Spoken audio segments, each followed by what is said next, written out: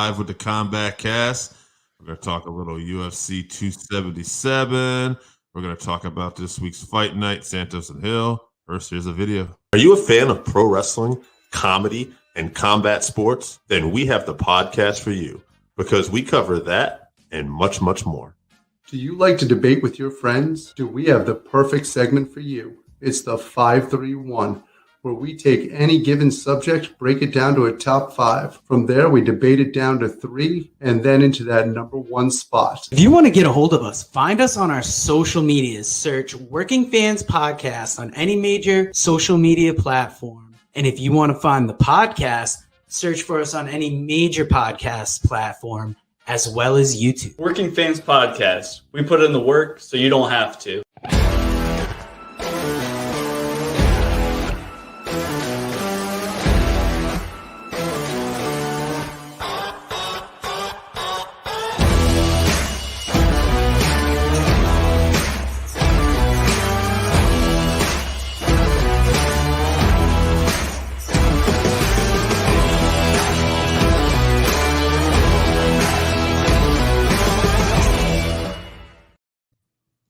Guys, let's get ready to talk some fights. Chevy, tell everybody what we got coming up. All right, before I do the schedule, I just want to give a shout out to fan of the show. It's got to be a fan of the show, Jake Paul, because I must have heard how much we didn't want to talk about his fight. So luckily for us, he canceled it for us. So thank you, Jake Paul. Shout out to you. Shout out to Jake Paul. So anyway, going forward, August 13th, we're going to be previewing UFC Fight Night Vera versus Cruz. That's a great matchup. I'm very excited for that one. August 20th, UFC 278, Usman versus Edwards 2. Another great matchup. And then September 3rd, the big boys are going to be going to war in Paris. So that'll be UFC Fight Night Gane versus Tuivasa. Another early card for us, which we love. That'll be a 3 p.m. card. Absolutely. 3 p.m. All right, that's what I want to hear. Yeah. All right. UFC 277. We're just going to go over the main card. I made Chevy watch a little bit of SummerSlam in the beginning. So I enjoyed it.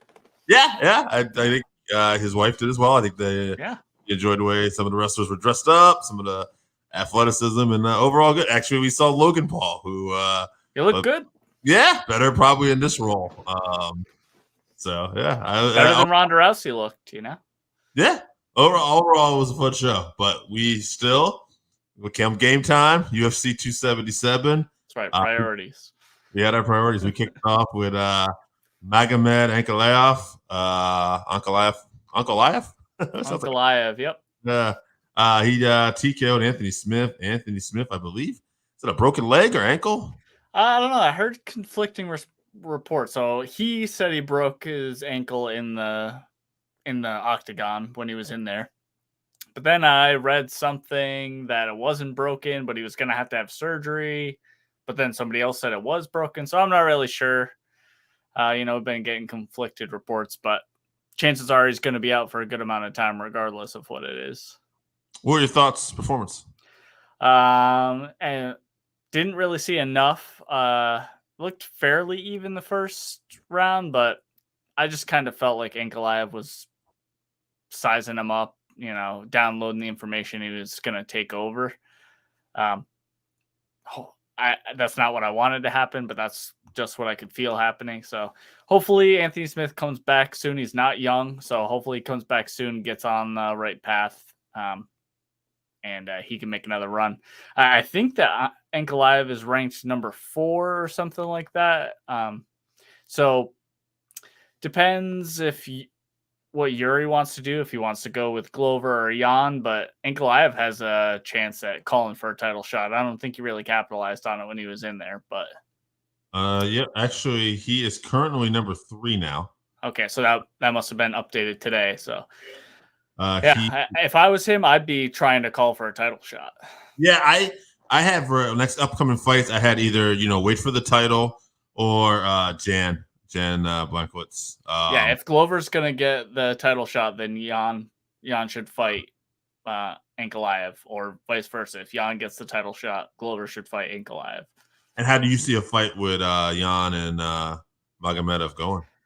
I think Jan has enough power to hurt him for sure. And I think he's durable enough to withstand what Ankalaev has for him. So I don't think that's a great matchup for Ankalaev. I think Glover would be a better matchup, but still tough. I think he's going to have trouble with either one of those guys. I actually think Yuri is his best matchup, style-wise. Yeah, interesting. Yeah, we'll see what happens. After this, we had Alexander Pantoja. He defeated Alex Perez, submission neck crank. This was about a minute 31 of the first round. He looks super impressive here.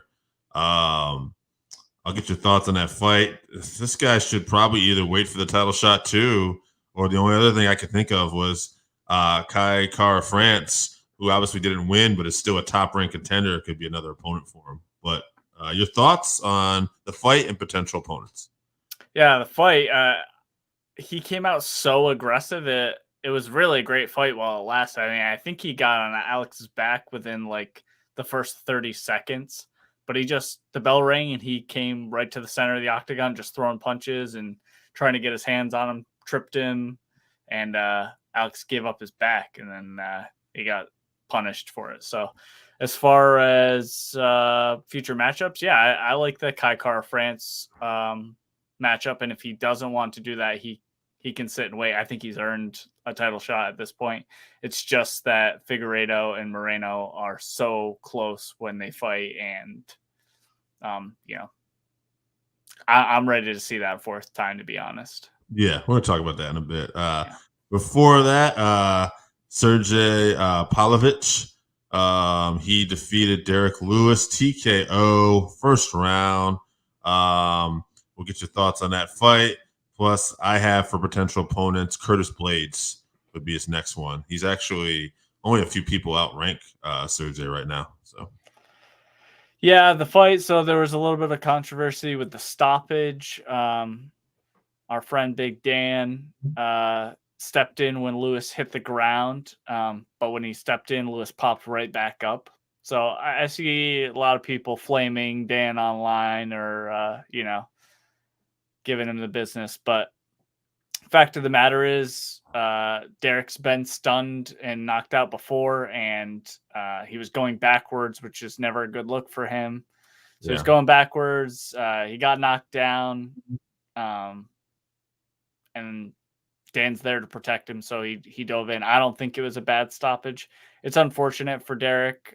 He doesn't want to go out like that, especially in his home state of Texas. Probably time for him to stop fighting there. I think he's like 0-4 in Texas or something like that. So probably time to give up on that. But Sergey, I know Curtis Blades isn't going to take that fight. He said he'll sit and wait for a title shot, or he wants the winner of Stipe and Jones or whatever, or he'll fight the winner of Gane and Tai Tuivasa. So I don't see him fighting down at this point. He doesn't want to risk his spot in the rankings. Also matchup wise, I just think Curtis is a very tough matchup for Sergey at that point, but I'm not sure what's going to be next for him.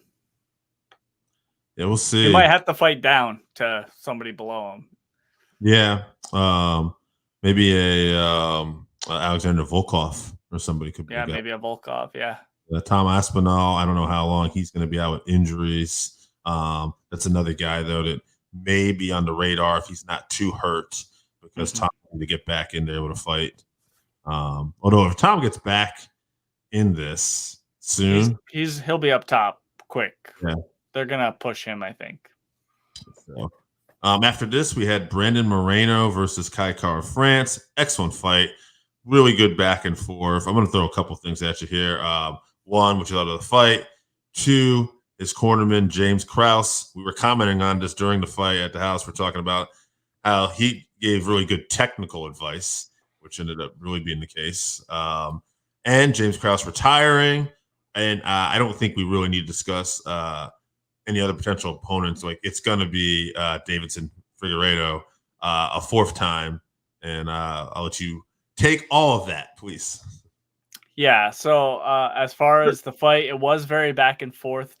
I actually think that the judges, they had one judge had Kai Car-France winning, one had a draw, and one had Moreno winning. So that's how you know it was super close. Great finishing sequence. Like you were saying, the technical advice from Krauss in the corner was to make sure he was using his hooks and then finishing with that kick. And that's, that kick to the liver is what finished the fight. Right on the button. The sound it made was awful, that slapping sound. And then when Kai got up, you could see instantly it was just a giant welt right on his liver. So, no quitting the guy. If you get hit there, it just shuts you off. So great work from Brandon. Kai will be back. I think it's possible he's champion at some point in the next couple of years, regardless. Brennan and Figueiredo, I'm ready to see that fight a fourth time. I didn't need to see the very awkward face-off or whatever you want to call it in the ring afterwards. I get what they were trying to do, but it didn't work out that way. It was just awkward, so a little cringy. But and as far as James Krause announcing his retirement from MMA, I'm a huge James Krause fan. I have been for a long time, basically since I started watching the sport. So I just love his attitude in and out of the ring. And I think he's similar to Khabib, going to carry that through to being a great coach. He has been the last few years. Glory MMA, he's been doing very well. I like to listen to his advice in between rounds. He does well with different fighters, giving them different advice. So congrats to him on his retirement and, the next chapter of his life, fulfillment from, coaching champions like Moreno. Absolutely. I'll comment a little bit on this too. First off, just excellent coach, great fighter. Glad he knows, when he wants to walk away, because he's still a good top-notch fighter, but he's a great coach too. And he had said in a video today that he basically had 3 goals, and it was to be able to financially be not worried, and to retire in the UFC, and to retire with a win in the UFC. And he's basically got all 3 of those accomplished right now. He said the only thing he wouldn't mind doing was maybe be able to put his gloves down in the octagon, but he said it's really not worth the risk, and I get what he means. So, right, that once you do that, and then if you lose the next fight, you get that urge to come back, and it's like, why not just do it? As far as Moreno and Davidson Figueiredo here, I really look forward to this 4th fight. It is so rare. Even Dana White was saying after the press conference that you want to see a 4th fight where the moment somebody goes up 2-1, that's pretty much it. We never had that really here. We had somebody, Moreno, go up 1 and it was a draw, that one. But then when it was a close fight, but Moreno definitely looked like the better fighter. But then, Davidson made these, adjustments, and it was a super close fight last time. Actually, you could have argued either 1-1, but now it's a perfect opportunity for a 4th fight. They're literally 1-1-1. Moreno, even Dana admitted too, they should have probably have not sent Figueiredo in there, because they were trying to do it probably to hype the fight, and he said it just came off kind of disrespectful. And I think a lot of that's just because Moreno continues to be this class act. The nicest guy in the UFC. Yeah, he comes out there and Figueiredo is looking he wants to be this Hollywood mugging him, yeah. And Moreno just immediately shuts it down and says, I got kids at home, I want to make a responsibility to them. We want to show them that we're class and we're fighters. And it's Figueiredo, what are you gonna say at that point? Do you even want to be a dick? No. It's all right. And he said nothing but respect for this guy. So hats off to Moreno. This was his night. Even though it was an awkward face-off, for me personally, I kind of thought he turned a negative into a positive and showed what a class act he was. And I really like that about that guy. Main event, Amanda Nunes versus Pena. We didn't know what we were going to see this time. What we saw was dominance and a super, super game, tough opponent in Pena. Pena, she never quits. And she showed why you can't have an off night with her. Like, she needs to be ready. But Nunes, to me, also showed why she's the best woman MMA fighter of all time here. Could there be a trilogy down the road? I know Pena would have that right now. I don't think it should be yet. I think what should be next for Nunes is two things. It's either Shevchenko, who should come up to bantamweight, and you do that fight, or Nunes has said she wants another featherweight fight. I don't know who you can book at featherweight because I believe Kayla Harrison is already in the PFL now. She did say somewhere that this will be her last season in PFL, though. So maybe in the future. Yeah, because that to me is the only real marquee fight at featherweight for Nunes. But maybe she takes another fight in between because that's just Nunes and she wants to stay busy. And she likes defending both titles, which I find awesome. Just don't have a lot of competition for her there. So your thoughts on the fight and what the future might be for Amanda Nunes?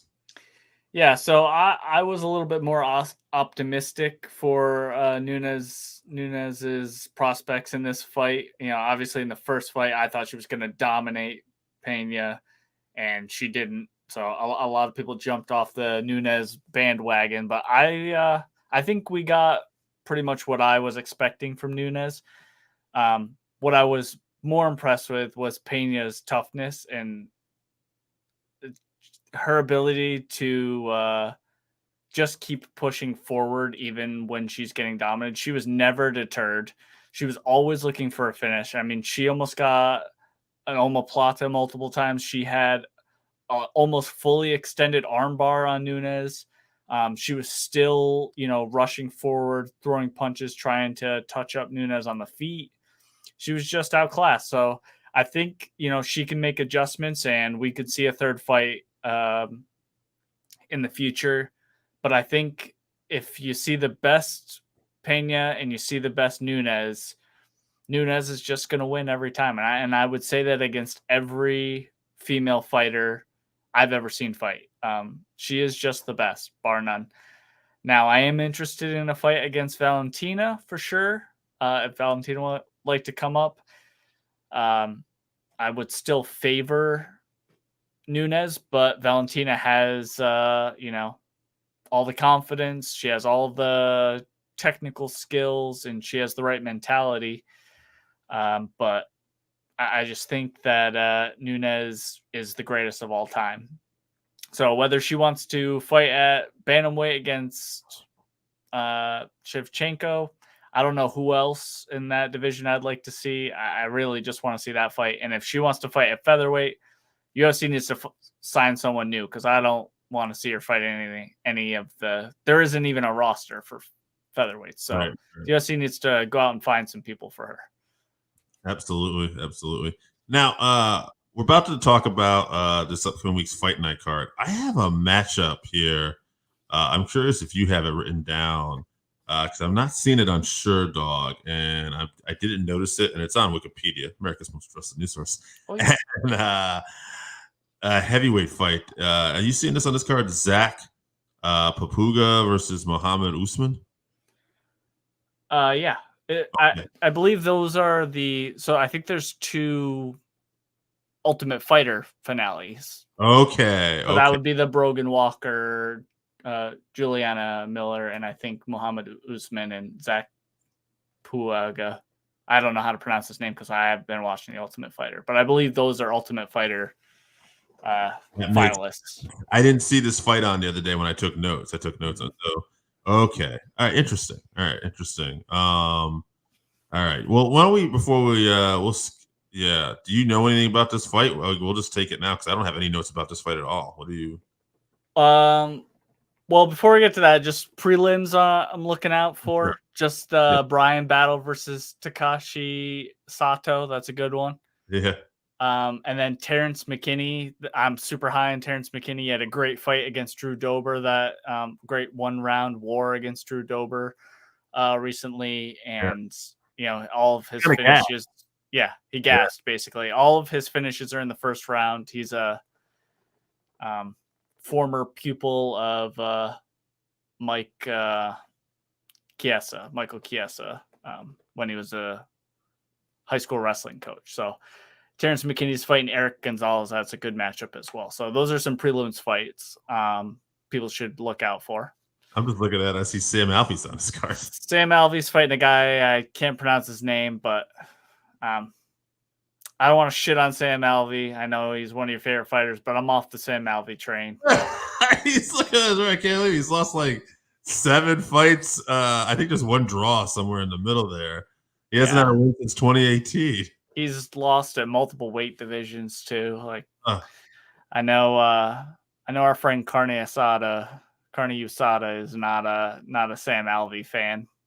He gets to stay on the roster while they're cutting everyone else left and right. But good luck to Sam. He's a good sport. And so as far as Usman and Zach, I'm gonna say like I said, I haven't been watching The Ultimate Fighter, so I'm going based off their records and what I read about them. But Usman's a super powerful guy and has a bit more experience, but I think Zach's a smarter fighter, the more well-rounded fighter, and I think he's just going to stay away from that power and outpoint him. And so I'm going to go with Zach by decision. Okay. And I can't wait to learn how to pronounce his last name. All right. Well, we're going to have trouble with names throughout this episode here. So we'll start off at the beginning now. We'll go to the beginner's mid-card. Ariane Lipski. Ariana Lipski versus Priscilla Cachoeira. All right, my man. All right. Cachoeira is 11-4, 6 KOs, 5 decision. Lipski's 14-7, 6 KOs, 3 subs, 5 decisions. So this is pretty much mirror images of each other. Both have 6 KOs, both have 5 decisions. Lipski has like a couple subs because she has 3 extra fights.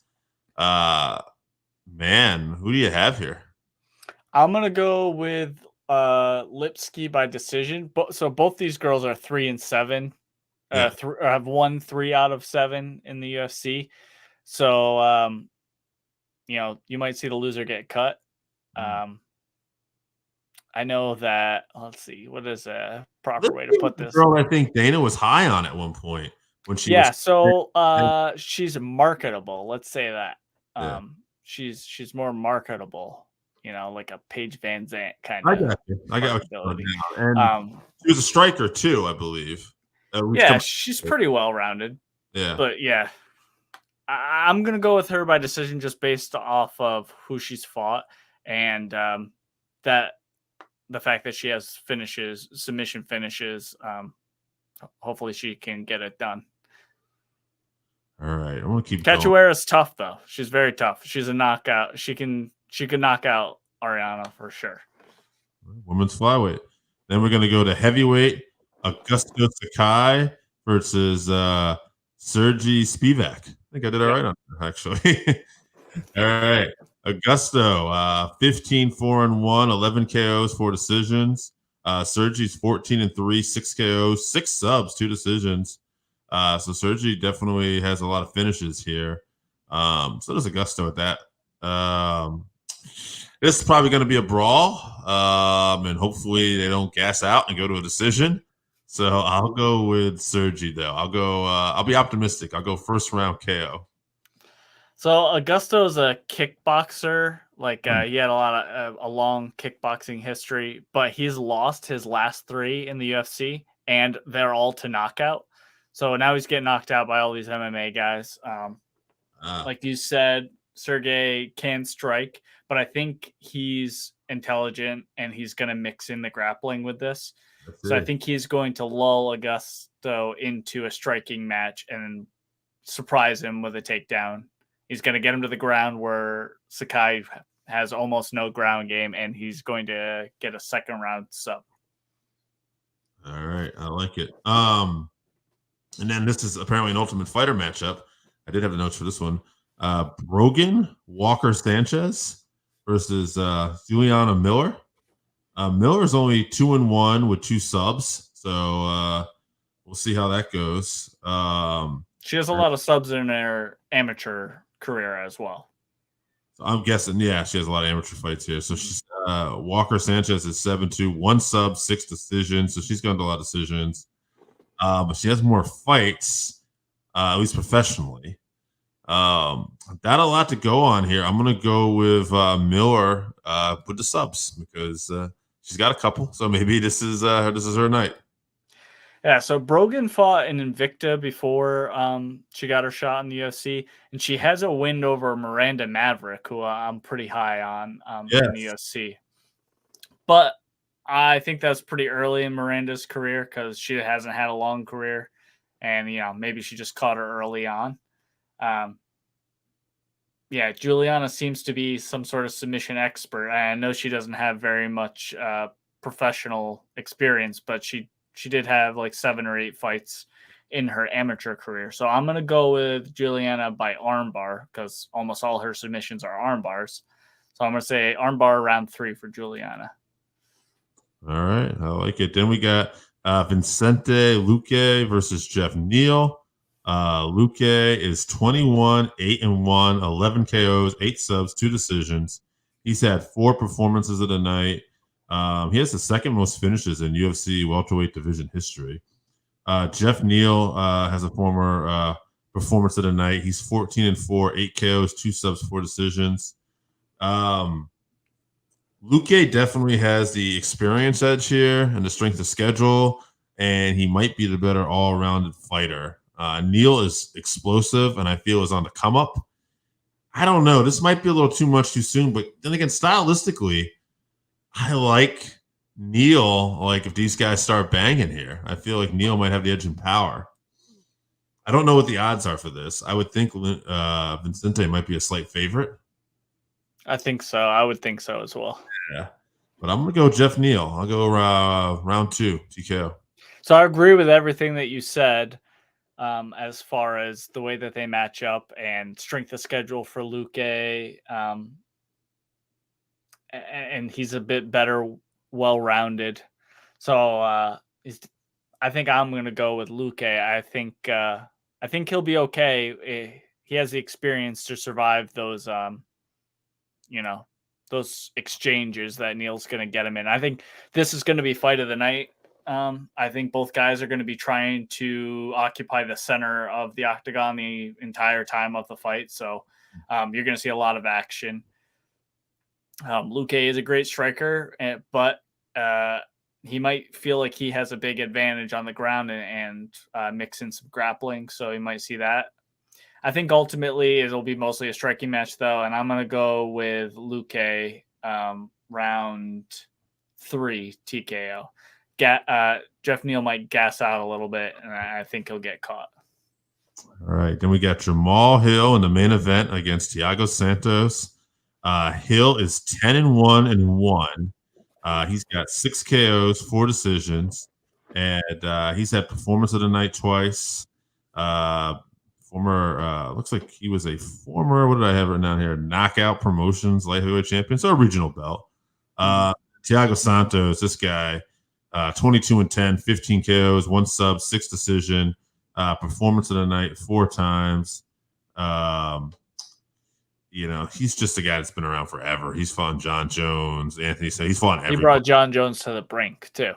Yeah, some he did. say he won that fight.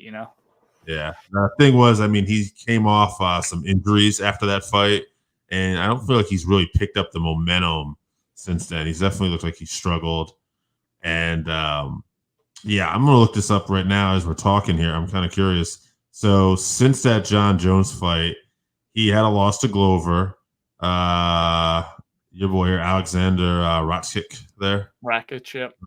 Yeah, and then he beat Johnny Walker by decision, and then he lost decision to Magomed. Now those are like some of the boring Johnny Walker fight, though.